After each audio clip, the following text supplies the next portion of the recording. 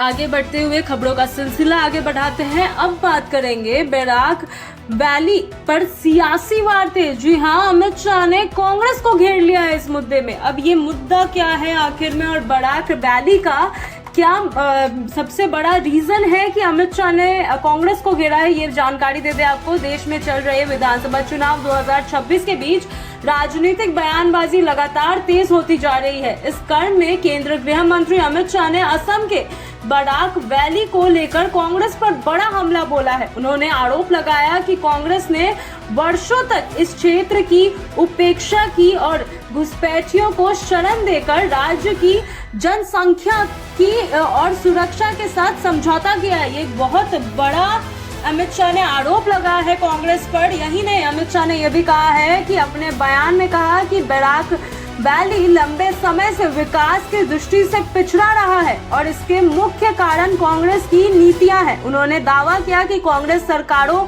ने इस क्षेत्र की बुनियादी जरूरतों जैसे सड़क, शिक्षा और स्वास्थ्य सुविधाओं या पर्याप्त ध्यान नहीं दिया। इसके साथ भी उन्होंने यह भी आरोप लगाया कि कांग्रेस ने राजनीतिक लाभ के लिए अवैध घुसपैठों को नजरअंदाज किया, जिससे स्थानीय लोगों के अधिकारों पर असर पड़ा है। उन्होंने यह भी कहा कि भारतीय जनता पार्टी यानी बीजेपी की सरकार आने के बाद बैराक वैली में विकास कार्यों को गति मिली है। सड़क संपर्क, रेलवे नेटवर्क और अन्य बुनियादी ढांचे में सुधार हुआ है। शाह ने यह दावा किया कि केंद्र और राज्य सरकार मिलकर इस क्षेत्र को मुख्य धारा से जोड़ने के लिए लगातार काम कर रहे हैं। घुसपैठ का मुद्दा असम की राजनीति में हमेशा से संवेदनशील रहा है। अमित शाह ने कहा कि बीजेपी सरकार ने इस समस्या से निपटने के लिए सख्त कदम भी उठाए हैं, जबकि कांग्रेस ने इसे नजरअंदाज किया।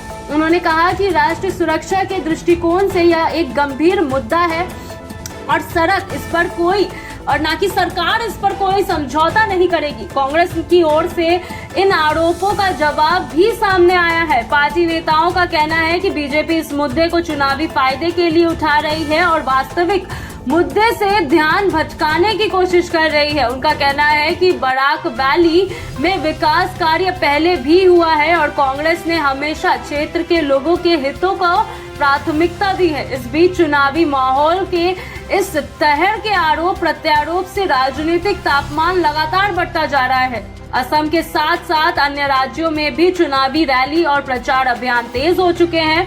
हर पार्टी अपने अपने एजेंडा और मुद्दों के साथ जनता के बीच जा रही है। राजनीतिक विश्लेषकों का मानना है कि बैराक वैली जैसे क्षेत्र में ऐसे बयान चुनावी समीकरण को प्रभावित कर सकता है। यह क्षेत्र सांस्कृतिक और भाषाई दृष्टि से भी महत्वपूर्ण है और यहाँ के मतदाता चुनाव परिणामों में अहम भूमिका निभाते हैं। कुल मिलाकर अमित शाह का यह बयान चुनावी रणनीति का हिस्सा माना जा रहा है, जिसमें कांग्रेस को घेरने और अपनी सरकार के कामकाज को सामने आने की कोशिश की जा रही है। आने वाले दिनों में यह देखना दिलचस्प होगा कि इस मुद्दे पर राजनीतिक बहस किस दिशा में जाती है और इसका चुनाव परिणाम पर क्या असर पड़ता है।